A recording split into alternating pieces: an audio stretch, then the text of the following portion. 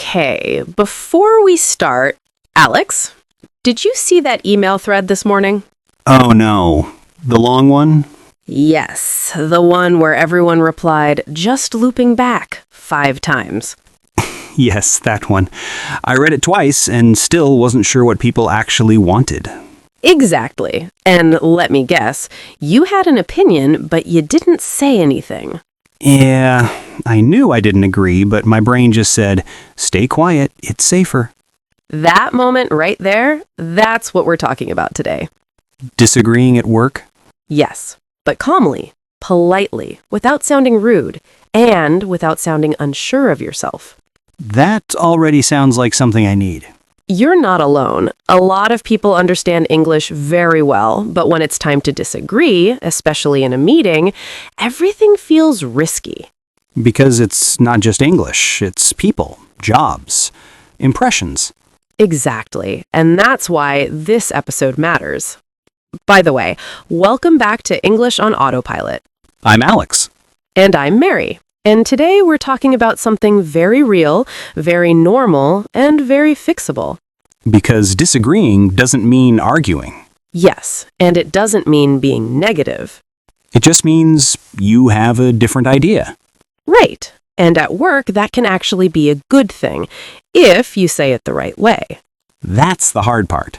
It is. So we're going to slow it down, make it simple, and practice the kinds of sentences people really use at work. Not perfect English. Not perfect English? No, useful English. That already feels better. Good, because today isn't about winning arguments. It's about sounding calm, professional, and confident, even when you don't agree. I like that goal. One more thing before we continue. If this kind of English helps you, English for real meetings, real conversations, real pressure, take a moment to like the video and subscribe to the channel. It really helps us make more episodes like this. All right, let's start with the most important idea. Okay. At work, you almost never disagree directly. That already explains a lot. Instead, you soften the disagreement. You show respect first, then you share your thought. So it's not you're wrong. Definitely not. Good, because I've never said that. Most people don't. They just stay quiet. Which is exactly what I do. And that's what we're going to change, step by step. All right, I'm ready. Good. Let's talk about how to disagree without sounding rude. All right, let's start with something simple but powerful. Before you disagree at work, you almost always soften first. So I don't jump straight into my opinion. Exactly. You warm the space before you speak. That already sounds safer. It is safer, and it's what people do naturally. Here's the first softener you'll hear everywhere. I see what you mean. I see what you mean. This sentence does something important. It tells the other person, I understand you, even if you don't fully agree yet. So I'm not saying yes, but I'm not saying no either. Exactly. You're saying, I'm listening. That feels very professional. It is. Now let's build on it. You can say, I see what you mean, and I was thinking about another option. I see what you mean, and I was thinking about another option. Perfect. Notice how calm that sounds. Yeah, it doesn't feel like disagreement anymore. That's the point. Here's another one people love at work. That's a good point. That's a good point. This one shows respect. Even if you disagree later, you're acknowledging their idea. I like that. It feels polite without being fake. Exactly. You're not agreeing, you're recognizing. Now let's connect it to a disagreement. That's a good point. Another way we could look at this is... That's a good point. Another way we could look at this is... That sentence alone can completely change the mood of a meeting. I can imagine. It sounds calm, not risky. Good. That's what we want. Here's one more softener, especially useful with managers. I understand the goal here. I understand the goal here. Then you add, I'm just wondering if... I'm just wondering if... That phrase, I'm just wondering if, is very gentle. Yeah, it doesn't sound like a challenge. Exactly. It sounds curious, not confrontational. Here's a quick practice. Imagine someone says, "We should finish this by Friday." Okay, You disagree, but you soften first. I see what you mean, but I'm just wondering if Monday might be more realistic. That was excellent. Really? Yes! Clear, respectful, professional. That actually feels doable. Good. Because this is the foundation. Once you know how to soften, disagreeing stops feeling dangerous. I'm starting to see that. Great. Next, we'll look at what to say when you want to disagree more clearly, but still sound calm. Okay, I'm ready for that. All right. Now we move to the moment everyone worries about. You've softened, you've shown respect, and now you need to say what you actually think. This is where my voice usually gets very quiet. That's normal, because this is the line between staying silent and speaking up. Here's the key idea. You don't need strong words, you need clear words. Clear sounds less scary. Exactly. Let's start with one people use all the time. I'm not sure I fully agree. I'm not sure I fully agree. Notice how gentle that is. Yeah, it doesn't sound like a fight. Because it isn't. It's honest, calm, and professional. Now let's add a reason. I'm not sure I fully agree. Because from my side... I'm not sure I fully agree, because from my side... Perfect. That phrase, "from my side," is very important. Why?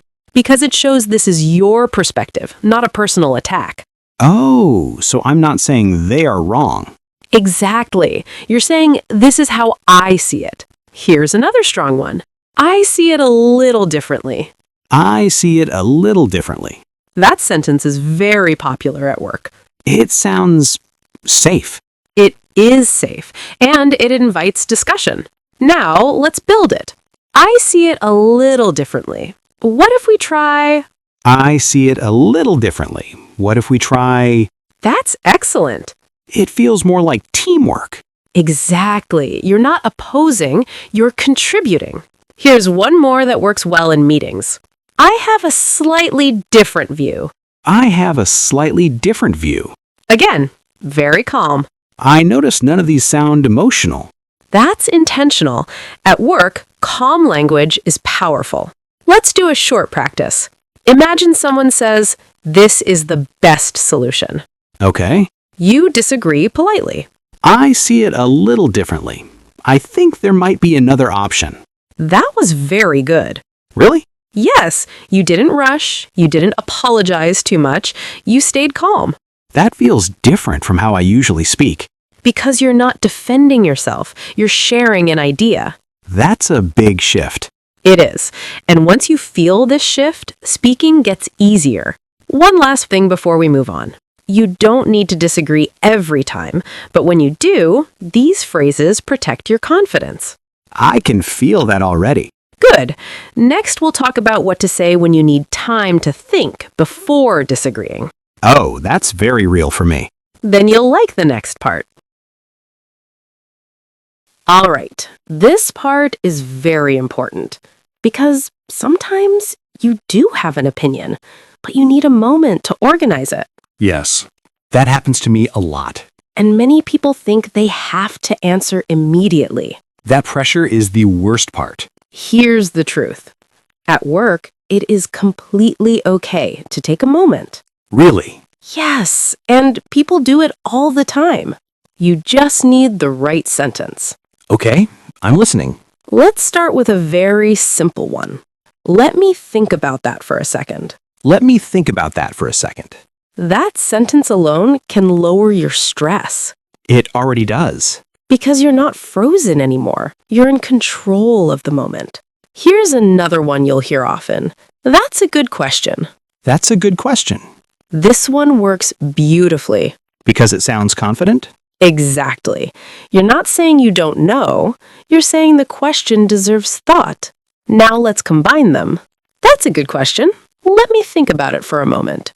That's a good question. Let me think about it for a moment. Very professional. It doesn't sound nervous at all. Because it isn't. Here's another great option, especially in meetings. I'd like to take a moment to think this through. I'd like to take a moment to think this through. That sentence sounds calm and responsible. I can imagine managers liking that. They usually do. Now, let's connect this to disagreement. You can say, let me think about that for a moment. I might see it a bit differently. Let me think about that for a moment. I might see it a bit differently. That's excellent. It feels balanced. Exactly. You're not reacting, you're responding. Here's another useful one. Can I come back to this in a minute? Can I come back to this in a minute? This gives you breathing room. And it doesn't sound weak. Not at all. It sounds thoughtful. Let's practice one more time. Someone asks for your opinion suddenly. Okay, You buy time politely. that's a good question. Let me think about it for a moment. Perfect. I didn't panic that time. Because you had a plan. And when you have time, confidence follows. I'm starting to believe that. Good, because next we'll talk about what to say when you understand everything, but still don't know how to respond. That happens more than I want to admit. Then you're exactly where you should be. All right, this moment right here is very common. You understand everything. You're following the discussion, but when it's your turn to speak, nothing comes out. Yes, that's exactly it. Many people think, this means my English isn't good. That's what I always think. But that's not true. Most of the time, it's not an English problem. It's a pressure problem. That actually makes sense. When pressure goes up, your brain wants to be perfect. And then it freezes. Exactly. So here's the shift.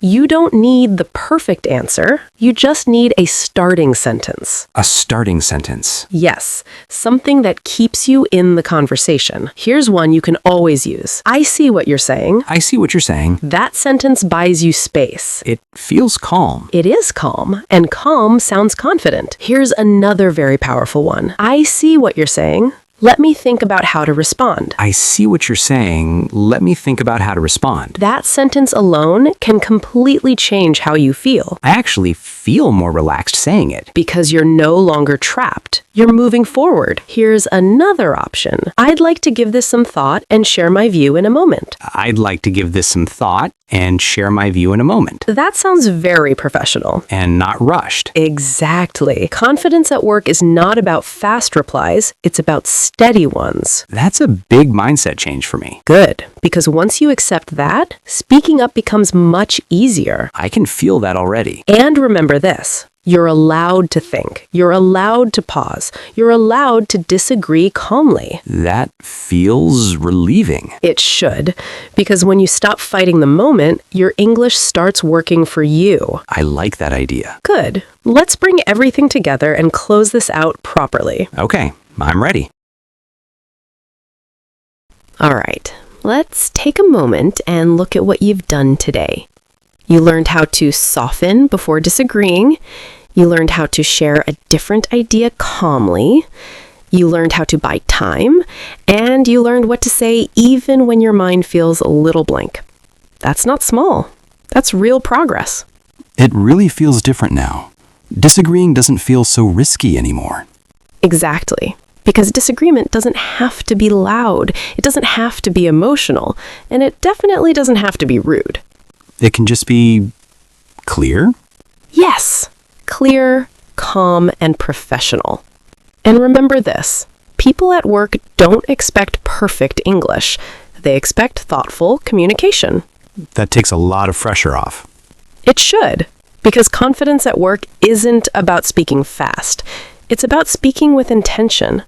I like that idea. Good, because the more you practice this, the more natural it becomes. If this episode helped you, take a moment to like the video and subscribe to English on Autopilot. We create calm, real-life English practice for meetings, work conversations, and professional situations that actually matter. And we'd really love to hear from you. Yes, tell us in the comments. Have you ever wanted to disagree at work but stayed silent instead? What stopped you? Or tell us which sentence from today felt the most useful to you. Reading your experiences helps everyone here. You're not alone in this. And if there's a specific work situation you want us to practice next, meetings, feedback, presentations, interviews, leave a comment and tell us. We really do read them. We do. All right. Take what you learned today and try one small sentence at work this week. Just one. That's enough. See you next time. Until then, stay calm, stay clear, and trust your English. Bye for now.